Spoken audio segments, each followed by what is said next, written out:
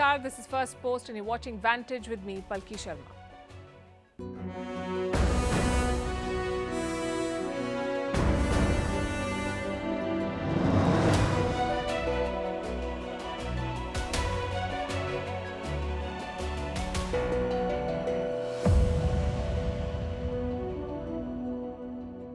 Lots of action around Ukraine as the first anniversary of the war draws near.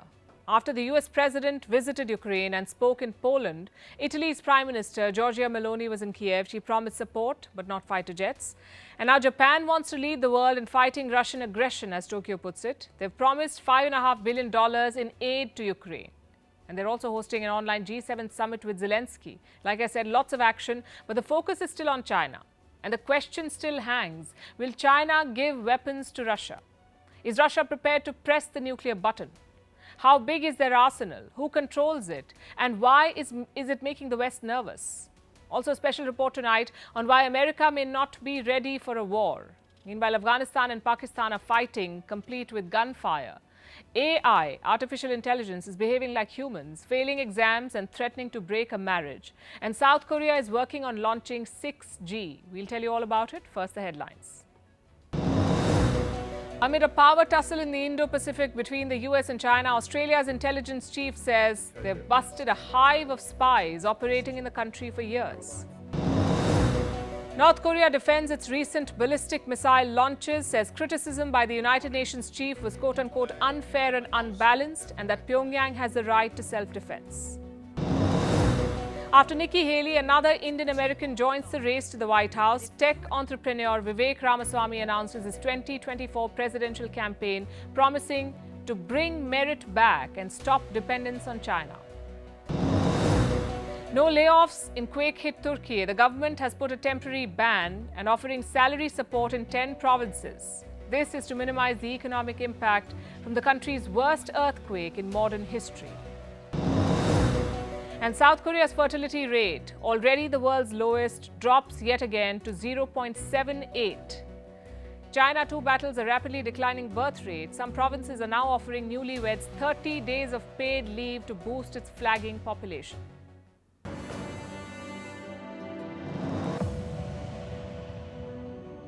Xi Jinping is going to Russia. Is he going to join the war in Ukraine, or will he try to be the peacemaker? Will China give weapons to Russia? The prospect has been making headlines. We've been telling you about this. The West is issuing warnings. First the Americans, then the Europeans, and then the NATO chief. They've all told China to desist. Beijing has issued quick rebuttals, but no clarity on whether or not they'll give weapons to Russia. The Russian president has high hopes. Putin is looking for a military alliance with China. He spoke to Xi Jinping a few weeks ago. This was a video call. Putin said he wants deeper military ties with China. And now China's top diplomat is in Moscow. Wang Yi met with key Russian officials. The big highlight of the day was this: Wang Yi's meeting with the Russian president himself. No long tables this time. Wang Yi was sitting close to President Putin. He said China's ties with Russia are rock solid. Of course, we await the President of the People's Republic of China to pay a visit to Russia. We agreed on this earlier. Chinese-Russian relations are mature and stable as a rock. They have withstood various tests in a changing international situation. The two leaders held a video meeting at the end of last year and outlined a top-level plan for a stronger bilateral relationship in the next stage. Taking the relationship to the next stage. Well, what is the next stage? Do you remember when Putin met Xi Jinping last year? This was just before Russia invaded Ukraine. They had a meeting exactly 1 year ago. And back then, Russia and China had declared a quote-unquote no-limits partnership. They said their partnership had no limits. And now they're talking about taking it to the next stage. Would that be military support? Honestly, we don't know, but we can tell you that there are expectations. Russia is counting on a steady support from China. What kind of support has it got so far? Financial mostly. China has been supporting Russia's economy. China has bought Russian oil and gas. It has sold chips to Russian companies. It has even shared technology with distinct military applications. But now Russia wants more. It wants Chinese military equipment. Reports say Moscow made the request last year. Beijing did not oblige then, but now they're rethinking. At least that's what the Western assessment is. that China is open to sharing lethal weapons with Russia. The first warning came from the United States, then the EU, and now the NATO chief has spoken. This is what he said. We are also increasingly concerned that China may be planning to provide lethal support for Russia's war. Putin must not win. That would show that aggression works and force is rewarded. It will be dangerous for our own security and for the whole world. So we must sustain and step up our support for Ukraine. We must give Ukraine what they need to win and prevail as a sovereign, independent nation in Europe. So the possibility seems real. But is Russia sure about Chinese weapons? Are they any good? Well, Russia could check with Pakistan. Pakistan is a regular buyer of Chinese weapons, or should I say, a regular recipient, since I'm not sure about the payments. So Pakistan gets Chinese weapons. Among them are UAVs, unmanned aerial vehicles, UAVs, or drones for military use. Now, the Pakistani fleet is fairly new, but they're already looking for another shipment. More drones. Why? Because some of the Chinese drones were broken. Reports say the Pakistani army recently conducted an inspection, and this is what they found. Critical equipment on the Chinese drones was broken. We've not been able to independently verify this, but we know enough about Chinese products and their quality issues to not be surprised by any of this. And this is a digression, but we had to lay it on the table. If Russia is counting on Chinese weapons, it should know what it's signing up for. Anyway, coming back to the Russia-China partnership, we've told you about Putin's expectations. What about China's expectations? After all, there are no free lunches, even in a partnership with no limits. So what does China want? A boost in its stature, perhaps. Whether they give weapons or strike peace, it will make them a major player in the Ukraine story. Reports say China is exploring all possibilities. One of them is a proposal for multi-party peace talks. The Chinese foreign minister says they're worried that the conflict may spin out of control. It's been almost a year since the full escalation of the Ukraine crisis. The international community is watching the development closely. China is deeply worried about the escalation of the conflict and the possible spiral out of control. Since the outbreak of the crisis, China has taken an objective and impartial stance based on the merit of the issue. On Friday, this war will complete 1 year. China seems to be reflecting on the events so far, the Russian offensive, the outcome, the Western response, all of it. Xi Jinping consolidated his domestic power last year. He secured a historic third term in office. He installed more loyalists to top positions. The Chinese president is ready to make new moves, it seems. Whichever way he goes with Russia, one thing is clear. Beijing wants to play a bigger role in this war. His travel dates for Russia are not out yet. Some reports say it could happen in April or early May, around the time when Russia celebrates Victory Day. This is an annual holiday. It commemorates Soviet victory over Nazi Germany in the Second World War. Xi Jinping could attend the festivities or visit before. Whenever he does, the world will be watching. Now, China may or may not want to play peacemaker, but do the stakeholders want peace? Will the Americans agree to a China brokered deal? Will Ukraine be on board? And will Russia play along? Considering what their president said yesterday, Putin made a major announcement and brought Russia and the US one step closer to a nuclear face-off. They can't be stupid people. They want to deliver us a strategic defeat while sneaking into our strategic nuclear objects. Regarding this, I have to say that Russia suspends its participation in the New START treaty. Let me repeat, Russia does not abandon the treaty, but suspends its participation in it. What was that about? The START treaty, the Strategic Arms Reduction Treaty, that is the full form of START. The Strategic Arms Reduction Treaty. Putin says he's walking away from it, and he chose his words carefully. Why is it such a big deal? And what are the implications? We'll discuss all of it, but first, a primer. What is START all about? What is the treaty? The United States and Russia are nuclear powers. They're also arch rivals, and they have massive stockpiles of nuclear weapons. Together, they account for about 90% of the world's nuclear warheads. Going by one estimate, as of today, Putin controls 5,977 warheads, and Biden has 5,428. Not all of them are available for use right away. I'll explain why in a bit. But this is the legacy of the Cold War. The vast arsenal was built during that period. And that was a dangerous time. There was an arms race between the US and the erstwhile Soviet Union. They came dangerously close to a nuclear war. Both sides understood the risks, so they signed a treaty. It was called the START Treaty. It was designed to prevent a nuclear war. It was first signed when the Soviet Union was still intact, then revised in 2011, and then extended in 2021. This latest version is valid till 2026. So has Russia withdrawn from the treaty? Putin says he hasn't. He's just decided to not meet Russia's commitments. And what are these commitments? Under START, Moscow and Washington agreed to not deploy more than 1,550 strategic nuclear warheads, 1,550, not more than that, and a maximum of 700 long-range missiles and bombers. And how would you ensure compliance? The deal allowed for inspections. The US could inspect Russian sites and Russia could inspect the American facilities. How many times? Up to 18 visits in 1 year. But now Putin has walked out of it. He won't implement the terms of the pact and he blames Washington for his decision. Putin's statement made big headlines, that he's threatening a nuclear war and so on. Now, Russia's foreign ministry has issued a statement. I have it with me. This is what it says, and I'm quoting, Washington must show political will, make conscientious efforts for a general de-escalation and create conditions for the resumption of the full functioning of the treaty.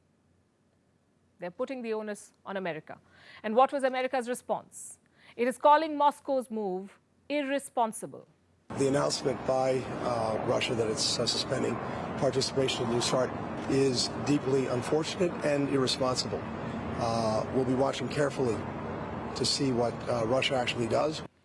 What will be the immediate fallout of this? A new arms race could kick off. Russia could deploy more nuclear weapons and America will be forced to match every move.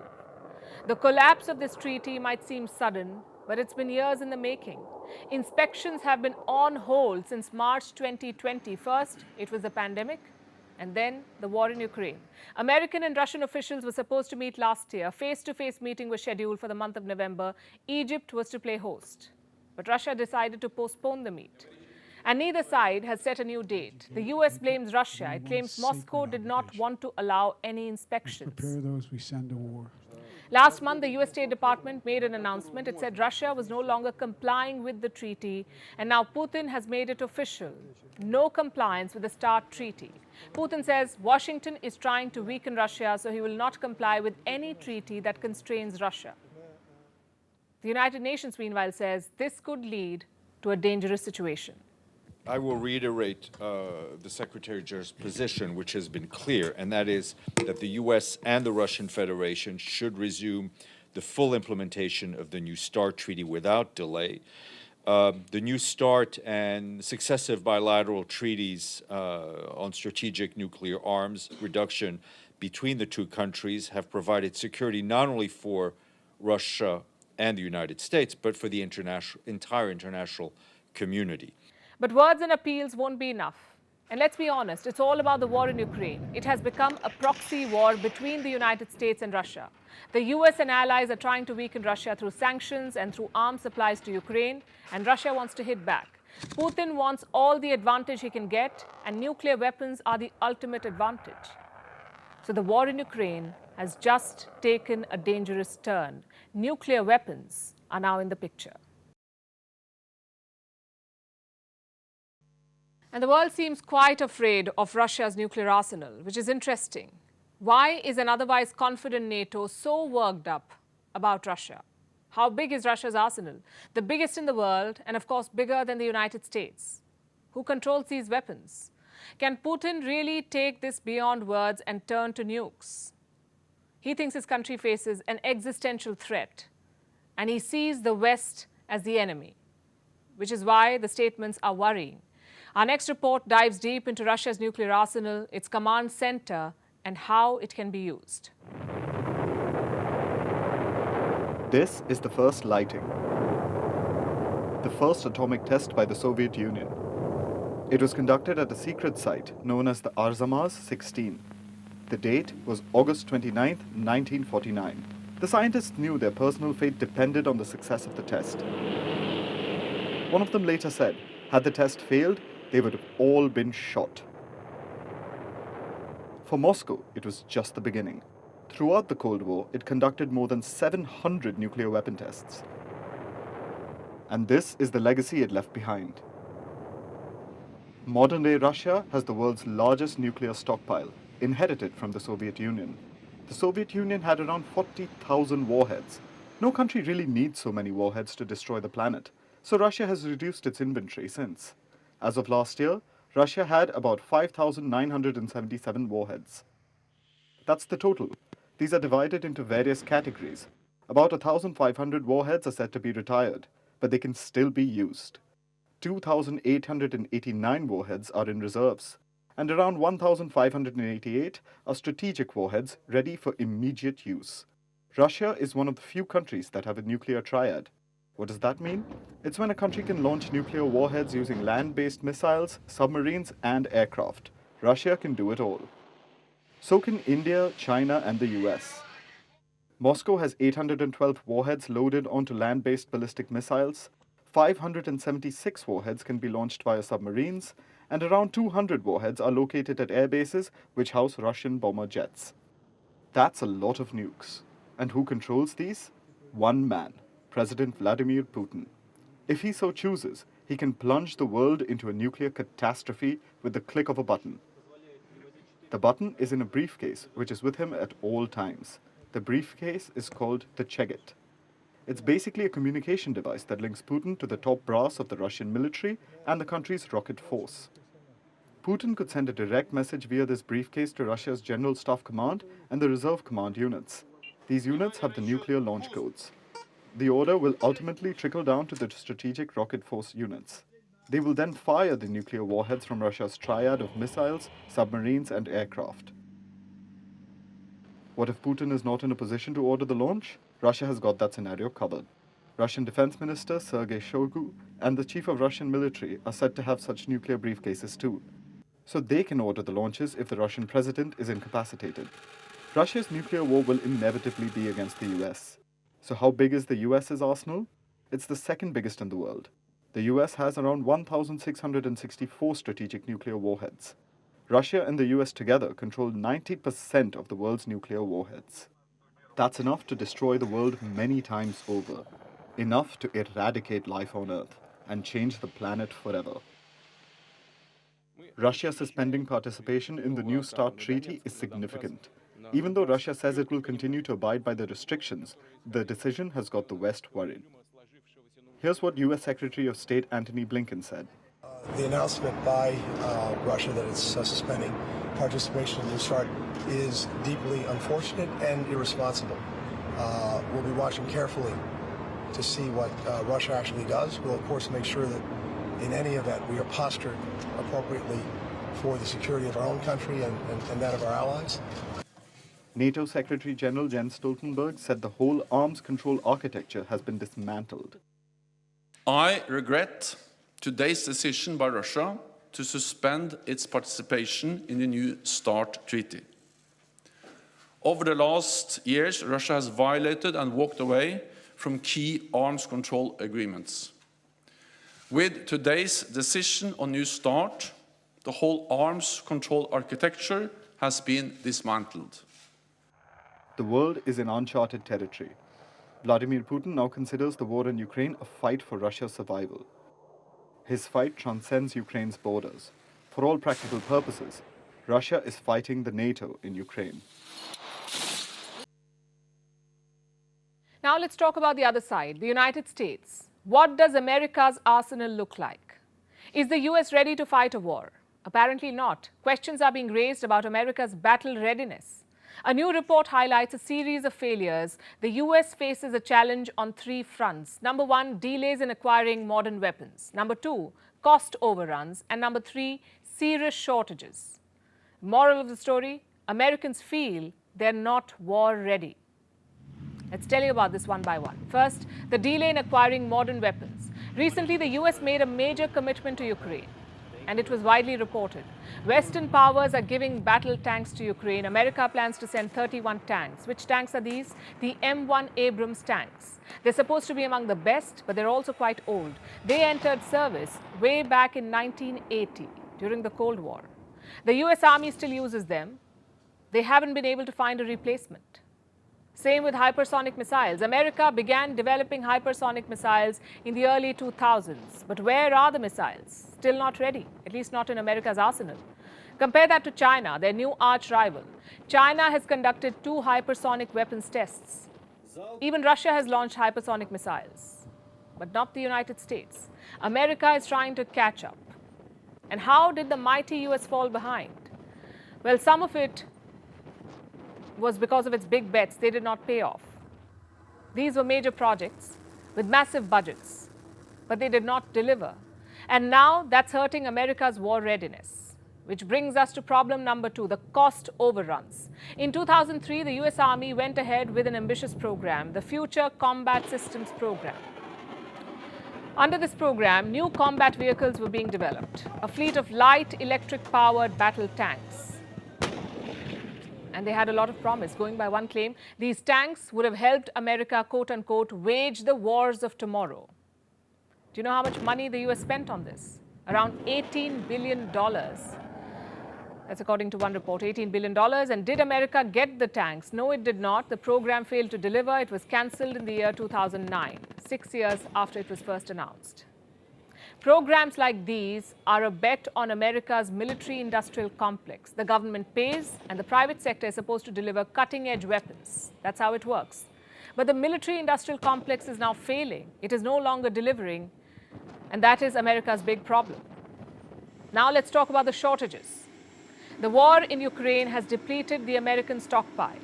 In October, there were shortages across the board. The US shared Javelin missiles with Ukraine. How many? Around 1/3 of its stockpile. Reports say it will take years to restock the Javelins. Same with the HIMARS, the High Mobility Artillery Rocket System. HIMARS are rocket launchers. The US will have to buy more of them. And who will pay for it? The American taxpayer. The US Defense Department got a budget approval. What is the budget of the Pentagon? A whopping $858 billion. And there is an emergency provision in this budget. It says, if needed, the US government can enter into multi-year contracts. This is for high-priority munitions. These are wartime procurement powers, just to refill American stockpiles, which brings me back to the question we began with. Is America prepared to fight a war? What if China attacked Taiwan today? What if NATO decided to fight Russia in Ukraine? Is the US prepared to counterattack? Will its stockpiles last? Right now, they're shooting down spy balloons and firing verbal missiles. That incident exposed a big gap in American defenses and an even bigger gap in their approach. They shot down a $12 Hobby Club balloon with a $400,000 missile. That's America for you. Overreacting superpower, losing its firepower. Meanwhile, Afghanistan and Pakistan are shooting at each other. They're locked in a gun battle. The tension had been building for a while, but in the last 72 hours, there have been serious developments. A bustling border crossing has been shut, the two sides exchanged heavy fire, and business and civilian movement has been hit. What triggered this hostility? Let's start from the beginning. Pakistan and Afghanistan share a long border, 2,600 kilometers long. It has 18 border crossings for the movement of goods and people, 18 major crossings. Among the busiest is the Torkham border crossing. This is where it's located. It connects Kabul and Islamabad. On Sunday, the Taliban closed it. Why? The Taliban says Islamabad did not keep its word. They promised to ensure the safety of those entering Pakistan, but they haven't kept the promise. Kabul says Pakistani immigration authorities misbehaved with Afghan visitors. Who were these visitors? Apparently people seeking medical care in Pakistan. The matter was taken up by Taliban spokesman Zabiullah Mujahid. This is what he said, and I'm quoting, "Their travel documents and identity as well as refugee cards were being torn and thrown away. Patients requiring medical care in Pakistan and elderly men as well as women were also being treated harshly." Islamabad denies these charges, but reports say Pakistani authorities did bar some Afghan patients because of invalid IDs and incomplete documents. So this is what triggered the tiff. Tensions escalated on Monday. Pakistan and Afghanistan exchanged heavy fire at the Torkham gate. Locals say this went on for more than an hour. At least one Pakistani guard is said to have been injured. Both sides blame each other for the escalation. They've also had a series of meetings to resolve this, but to no avail. The result is this: thousands of trucks lined up on either side of the border. These are trucks filled with vegetables and other perishable food items. It is a huge loss. All these things are worth millions of rupees. It is a loss for the owners. If they ask us to turn back now, we cannot even do that because we don't have money for the fuel. Who will repay us for all this? No one will. And this is not the first time it's happened. All has not been well between Pakistan and Afghanistan. In December, 6 people were killed and more than a dozen injured at the Chaman border. This was due to quote-unquote unprovoked and indiscriminate firing by the Taliban. In November, a Pakistan security guard was shot dead in the same area. Islamabad again blames the Taliban for it. And that's really the essence of what's at play here. Pakistan has repeatedly accused Afghanistan of plotting terror attacks. You heard it right. And yes, it's ironical. Pakistan accusing another country of plotting terror attacks. But for once, they have a case. Outfits like the TTP or the Pakistani Taliban are giving Islamabad a hard time. It's a two-pronged challenge really for Pakistan now. TTP targeting civilians and the Afghan Taliban at the border.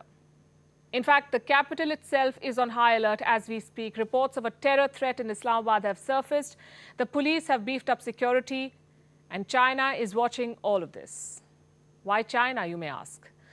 Because China has invested time and money in this region, more specifically the Belt and Road Initiative. We told you last week that the Chinese embassy in Pakistan had temporarily shut its consulate section. China cited technical issues for this, but reports confirm that it was indeed security threats. The Chinese embassy says it's being constantly threatened by outfits like the TTP, the Pakistani Taliban, and it's unhappy with the Pakistan government. They've failed to curb attacks on Chinese citizens and they've failed to secure Chinese projects. In fact, a report quoted a Chinese official as saying, if Islamabad cannot protect our citizens, projects and interests, we know the way. It's the same story for them in Kabul. Last year, the Islamic State attacked the Longan Hotel. 5 Chinese citizens were injured. This hotel is a popular destination among the Chinese. It's often called the Chinese Hotel. China said it was shocked at the attack and advised its citizens to leave Afghanistan as soon as possible. Remember, Beijing is investing heavily in mining projects in Afghanistan. Just last month, it signed an oil extraction deal with Kabul. China will invest $540 million in Afghanistan in the next 3 years as part of this deal. But the growing terror threats have cast a shadow over all of it. And that's the thing about investing in terror regimes. Even loan sharks like China are not safe. As for Pakistan suffering at the hands of the Taliban, we say the chickens are coming home to roost. Now to another kind of war, a war to dominate 6G technology. Yes, you heard that right. Even though 5G is still being rolled out across the world, South Korea has set its sights on becoming the leader in 6G. Seoul has announced that they'll roll out 6G commercially in the year 2028. That's 2 years ahead of schedule. The government has allocated about $500 million for research and development. Remember, South Korea technically won the 5G race in 2019. Its cities have the highest average 5G speeds in the world. It is the second highest number of 5G patents after China. But now South Korea wants to lead the race in 6G. But what exactly will 6G look like? How much of the technology has been developed so far? What kind of strategic edge will it give South Korea? And where does all of this leave India? When was the last time you had a 10-minute long phone conversation in India without disruption? We are technically rolling out 5G. Most of us are supposed to be on 4G. But when your network lags, you know what telecom tech support says? Switch to 3G. India has a long way to go. But that's a story for another day, perhaps. Tonight, let's talk about South Korea's 6G ambitions.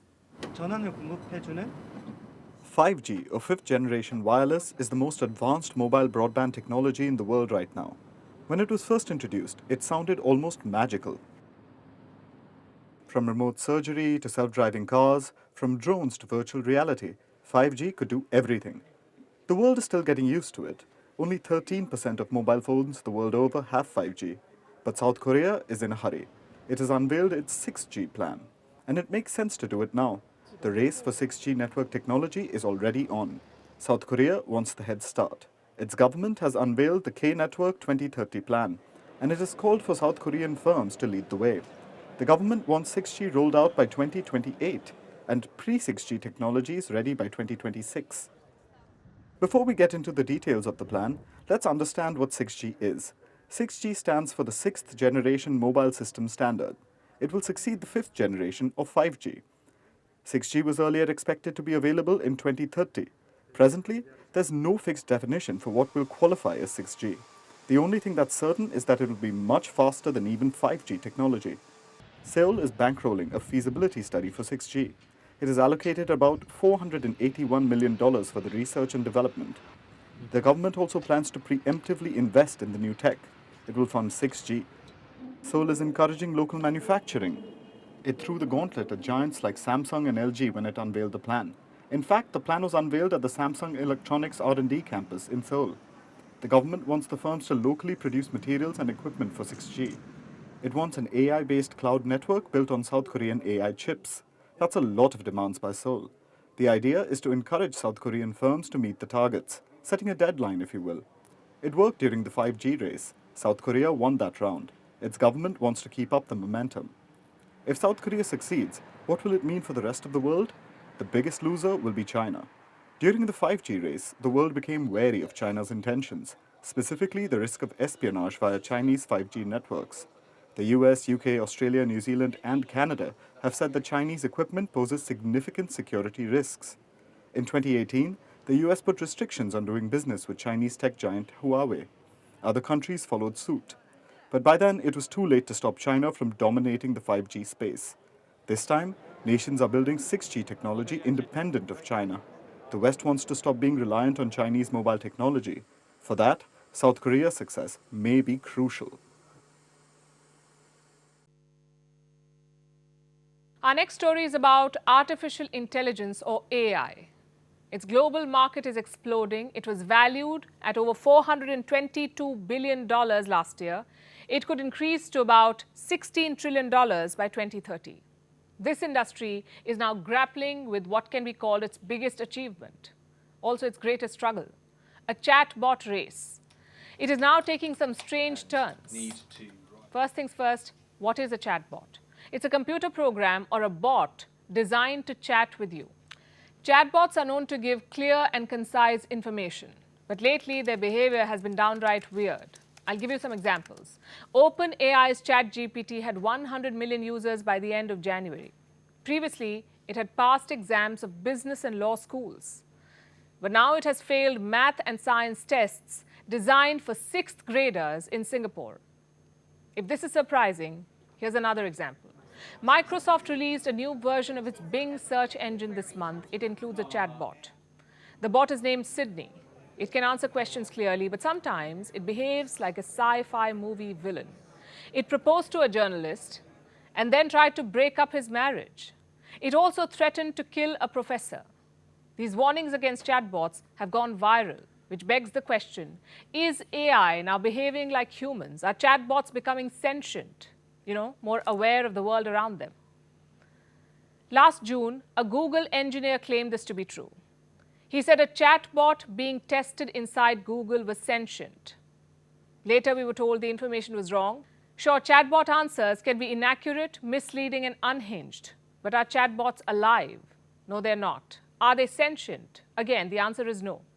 They're not conscious. They're not intelligent either, at least not in the way that humans are intelligent. Then why do they seem alive? Why do chatbots seem alive? We'll answer this, but first, let's understand how chatbots work. Let's again take the example of Sydney. The AI that powers Sydney is called the neural network. It sounds like a computerized brain, but it's not. It's just a system that learns skills. How do they do that? It analyzes vast amounts of digital data. For example, show it thousands of photos of apples, and it will begin to recognize one. It'll know what an apple is. But this is neither shocking nor new. We use these neural networks every day. Voice assistants like Siri or Alexa use it. Google Translate uses it. It's all the same technology, but here's the catch. This tech is very good at mimicking the way humans use language, abbreviations, lingo, even pop culture references. They pick up on it. They can sometimes make us think that AI is more powerful than it actually is. The fact is, it's basically just very good math. Sydney, ChatGPT, Alexa, even the autocomplete texting tool, they all build a mathematical map of human language. So chatbots are just newer versions of this technology. You can chat with them. They can write poems, compose anything from tweets to parliamentary speeches, solve geometric equations. They use the same technology to perform different tasks. It's also why they don't chat exactly like humans, though we understand it can feel that way. But why do chatbots get stuff wrong? Because they learn from the internet. And you know how much garbage floats across the web. AI draws from a cocktail of misinformation, fake news, and even conspiracy theories. It then produces what it has learned. The tech world has fancy jargon for this too. It's called hallucination. Again, sounds more human than it is. It just means that chatbots make up stuff. They make patterns of information on the internet. And these patterns can be surprising and disturbing. This is why we can get two different answers from a bot for the same question. And frankly, chatbots will say anything. It is not necessarily based on reality. They can say something like, heaven is a place with puppies and ice creams, or Santa is real. It's funny, but also creepy and dangerous sometimes. The bot is not aware of its surroundings. It doesn't know what it's doing. It surely cannot reason the way humans do. So what are companies doing about this? They're trying to rein in the weirdness.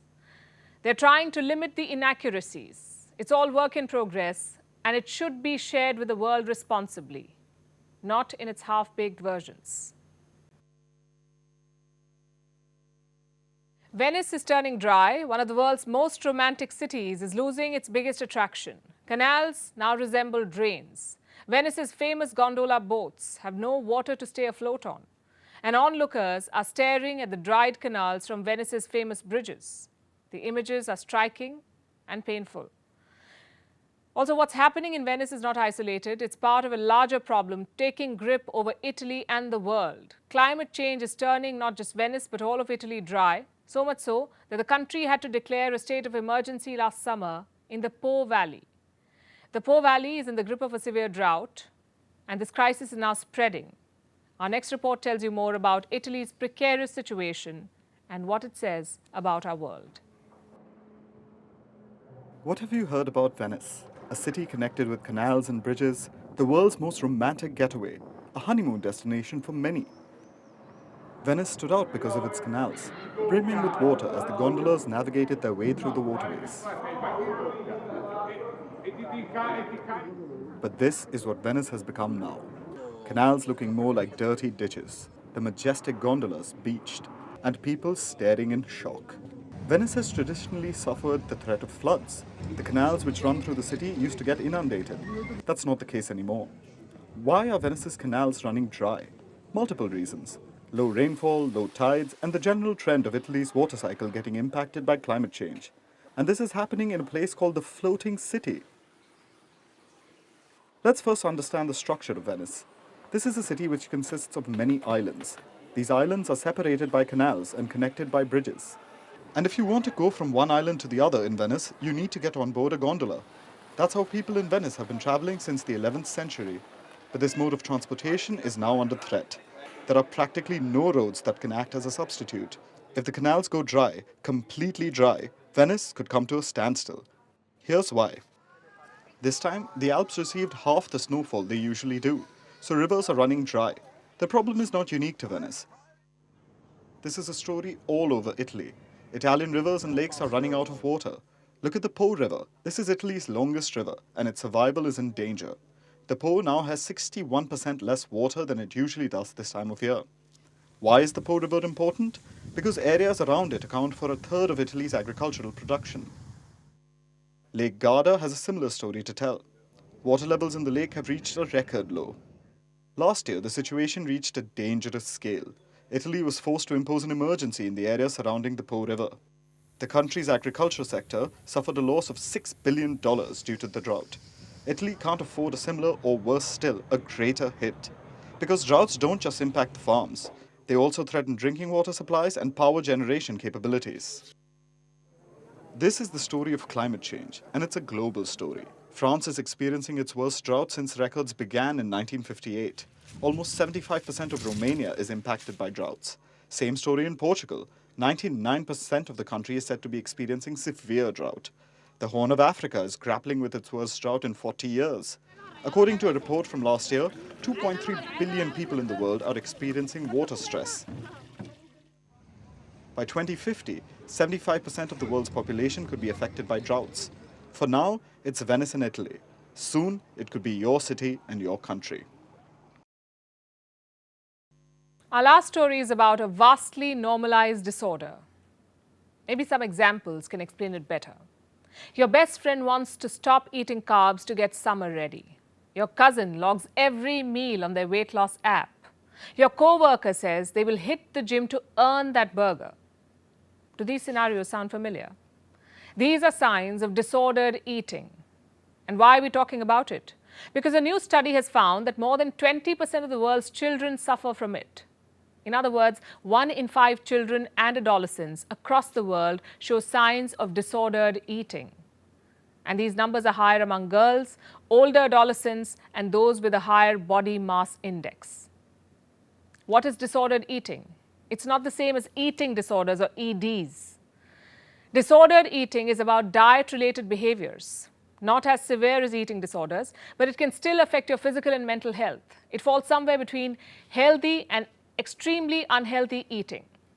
It puts people at a higher risk of developing eating disorders, and it can lead to severe medical complications, including damage to the heart, brain, liver, and kidneys. Let's understand which habits cause disordered eating, and it's a very wide range. Exercising in a way that worsens your quality of life, or exercising to make up for food consumed earlier, binge eating, completely avoiding certain food groups, cutting food into very small pieces, or eating at a much slower pace, or feeling guilt or anxiety about food. It also includes habits that diet culture labels as healthy, doing an extreme of that, like often being preoccupied with tracking your food or only eating food you think is completely clean or healthy, overdoing all of this. People worldwide are unhappy with the way they eat. That's what studies say. Over 50% of adults globally are trying to lose weight. Saudi Arabia has the greatest proportion of this. 63% of people there are trying to lose weight, followed by the UAE and Malaysia, 61%, the UK and the US, 52%. Children face similar issues with their body image. 3 out of 4 children as young as 12 dislike their bodies. They're embarrassed by the way they look. 3 out of 4 children. And it worsens as they grow up. In the 18 to 21 age group, 80% of them dislike their bodies. Study after study has blamed social media for this trend. Disordered eating in children can manifest in different ways. And here are some red flags. An obsession with body weight or shape, a distorted self-image, the number on the weighing scale impacting your mood or limiting your social events. The signs can differ from person to person. What's common, though, is rigidity and distress. It almost impairs life functions. But it's not given the attention it deserves. It's a serious public health issue. Disordered eating is often under-recognized, and mostly in children because they often hide their symptoms. They also avoid seeking help due to stigma. Health professionals, doctors, parents, they must all understand the magnitude of the problem. If you intervene at the right time, you can avoid long-term consequences. So what should you do? If you see signs of disordered eating in a child, seek professional help, a healthcare provider, or a mental health specialist. Early intervention is important so that it doesn't turn into a medical disorder.